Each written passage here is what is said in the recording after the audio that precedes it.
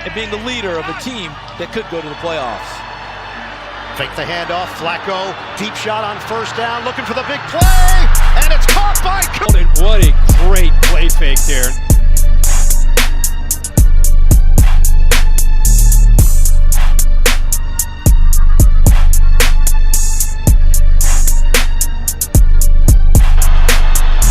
Flacco delivers, it's caught by Cooper, and there's the record for Amari Cooper. The Cleveland Browns and Joe Flacco are the story of the 2023 NFL season. That honestly might sound like an overreaction, but Joe Flacco has been the piece that the Cleveland Browns have been missing this season. Last night in Cleveland, the Browns put on a show versus the banged-up New York Jets with Trevor Siemian at starting quarterback. The Jets are not that great this year, as they obviously have had a terrible quarterback situation after Aaron Rodgers had a season-ending injury on the fourth play of the year. Going from Zach Wilson to now Trevor Siemian, obviously, this team was not that great. But they're absolutely nothing to sneeze at, due to the fact that the Jets have the third-ranked defense coming into the Week 17 matchup versus Cleveland. The Jets were known for shutting quarterbacks down all year, and the list of names is pretty extensive. The Jets defense held Justin Herbert to 16 of 30 and 136 yards, Jalen Hurts to 280 yards, 1 touchdown, 3 interceptions, CJ Stroud to 10 of 23, 91 yards, Tua Tagovailoa to 243 yards, 1 touchdown, and 2 interceptions, Patrick Mahomes to 18 of 30, 203 yards, 1 touchdown, 2 interceptions, and Josh Allen to 236 yards, 1 touchdown, and 3 interceptions. So Joe Flacco, in his run of excellence, had every reason to come to an end on Thursday Night Football versus the elite pass defense of the New York Jets. But of course, I wouldn't be here making this video if that was the case, as Joe Flacco last night went off, throwing for 309 yards, 3 touchdowns, and 1 interception. But that doesn't do his performance justice, as the Browns scored 34 in the first half, and Flacco had secured a 3-score lead, so he decided to doze off and take a much-deserved nap on the Browns sideline. But the crazy thing is, Flacco has been doing this ever since he got the call in early December to come join the Browns. His first game with Cleveland was versus the Rams on December 3rd, where he had a pretty good game with 254 yards, 2 touchdowns, and only 1 interception. But they did end up losing after Flacco's late interception set the Rams up with good field position, where they sealed the game and then scored again to truly put the game out of reach. That was Flacco's only loss as a Brown, and it came in a game where the Browns gave up their second most points allowed in a game all year.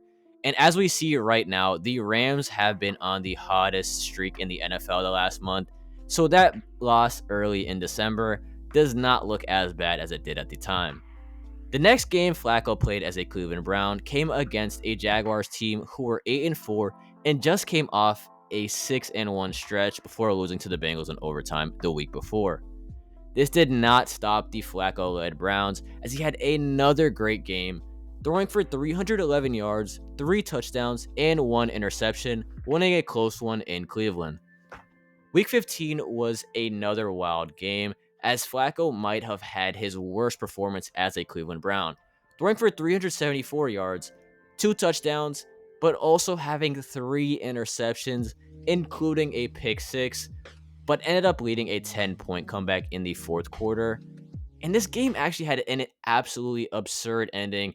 It was insane, because the last play of the game, Fields threw up a prayer Hail Mary in the end zone, which got caught off a tipped pass to Darnell Mooney, but he ended up dropping it in the end zone, and it was intercepted to seal the game.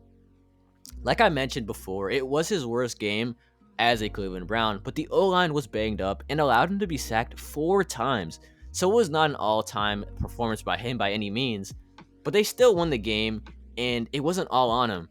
He had absolutely no time to throw in the pocket, and he did probably rush a few throws, which does seem to be his problem from time to time. He will throw it, but being aggressive is far better than just being conservative and a game manager, and we have seen that time and time again. And then in week 16, Joe Flacco put up a masterclass performance with 368 yards, 3 touchdowns, and 2 interceptions. But he and Amari Cooper absolutely torched the Texans defense. with Amari Cooper breaking Josh Gordon's single-game receiving yard record for the Cleveland Browns, breaking the former record of 261 yards with a remarkable 265 receiving yards versus Houston. And then, to top it all off, after Amari Cooper was announced to miss the Thursday night game versus the Jets' third-ranked defense, which I talked about and gushed about early on in the video, who was known to force quarterbacks into off games, Joe Flacco torched the Jets, putting up 309 yards, 3 touchdowns, and 1 interception with a QBR of 121.2. And basically game managed the whole second half because they were leading the game by so much. To put into context how impressive this 5-game stretch from Joe Flacco has been, he has the 3rd highest passing yards in a player's first 5 games with a brand new team in NFL history, only behind Drew Bledsoe in 2002 when he left the Patriots organization, and Kirk Cousins after he left the then Washington Redskins, now obviously Washington Commanders, and Kirk Cousins obviously in his first 5 games with the Vikings in 2018, where he's been ever since, with Kevin Stefanski at the time as well. So obviously you see a trend here. And I would honestly argue that this is by far the most impressive first 5 games with a team that we have ever seen. Because those other 2 guys I was talking about, as well as Cam Newton, who was right behind Joe Flacco, had been prepared and playing football all throughout that time, and they were just on different stints, new stints with a new team. But Joe Flacco has quite literally been on his couch, and when he got the call to come to Cleveland, he had not been with an organization working out and practicing all year, as well as the fact that he had not played an NFL game since January 8th early on in the year, and was not consistently starting since the first 3 weeks of the 2022 season. But with all that being said about Joe Flacco and the Cleveland Browns, that leads me to the question of how far do I think they can go? And to truly get into this, we have to talk about the main thing that I have not really mentioned at all in this video so far, and it is the fact that the Browns have an elite defense and are ranked number 1 in total defense right now, only allowing 260 total yards per game this year, as well as only allowing over 30 points 3 times this season. In my opinion, this Browns team has the potential to go all the way with a stacked defense, and while they may not have Nick Chubb and Deshaun Watson, who was also already a wild card when he did play, they still have all the pieces to make a deep playoff run, and Joe Flacco is the perfect quarterback to do so, as he is one of the greatest playoff quarterbacks in NFL history. He's 10-5 in the playoffs in his career. He's thrown 25 touchdowns to 12 interceptions in his playoff career, including the 2012 postseason run, where he threw 11 touchdowns and 0 picks, going on to beat the 49ers in Super Bowl 47 and win Super Bowl MVP. I legitimately think the Browns could beat the winner of the AFC South or AFC West, and if you are the Kansas City Chiefs or Jacksonville Jaguars right now, sitting in those spots, you for sure do not want to play a team like this. At the very least, regardless of what happens from this point on, I think Joe Flacco should walk away from this season with the Comeback Player of the Year award. With all due respect to Damar Hamlin, it was a tragedy what happened, and his recovery has been inspiring. He has not done enough to warrant winning an award, only recording 2 tackles this season, and like I said, the story has been great, and what happened to him was terrible, but his comeback on its own without an accolade should be enough, and he does not deserve an award when a guy like Joe Flacco and even a Baker Mayfield is on a run like they have been. Kevin Stefanski should also win Coach of the Year.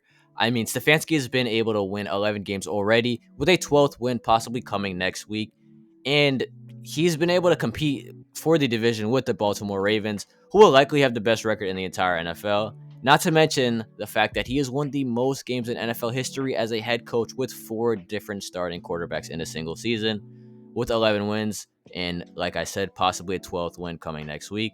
This man has brought this organization the most success it has had since the 1980s, and should be able to stay as the head coach in Cleveland for years to come. All in all, what Joe Flacco and the Cleveland Browns have been able to do so far this year has been nothing short of special, and as long as he and the Browns defense does not take their foot off the gas, it could really be a tough out in the playoffs for a lot of the teams who are set to match up with the Cleveland Browns. No matter what happens from here on out, everyone will remember this stretch from Joe Flacco, and he can only build on his legacy at this point. So we will see what happens next with the Cleveland Browns, but I, for one, am definitely excited to watch. That's all I got for this one today, folks. If you enjoyed this video, leave a like, comment, and subscribe. And let me know in the comments how far you think the Cleveland Browns can go with Joe Flacco at quarterback, and if you think it will be short-lived or he still has some gas left in the tank. Anyways, I'm out of here. Peace.